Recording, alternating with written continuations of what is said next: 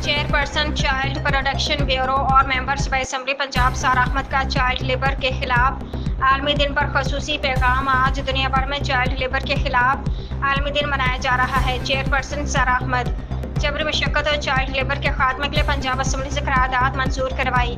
وزیر اعلیٰ پنجاب مریم نواز کے وژن کے مطابق جبری مشقت اور چائلڈ لیبر کا شکار بچوں کو تحفظ فراہم کیا جا رہا ہے۔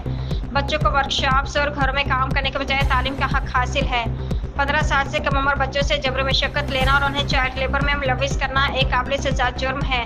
چائلڈ پروٹیکشن بیورو جبری مشقت کے شکار بچوں کے تحفظ کو یقینی بنانے کے لیے ریسکیو کرتا ہے۔ جبری مشقت کے شکار بچوں کو چائلڈ پروٹیکشن بیورو میں تعلیم، رہائش اور خوراک سمیت بنیادی سہولیات فراہم کی جا رہی ہیں۔ والدین کی ذمہ داری کہ وہ اپنے بچوں کو جبری مشقت کروانے کے بجائے انہیں تعلیم اور محفوظ ماحول فراہم کریں۔ چیئرپرسن سارہ احمد۔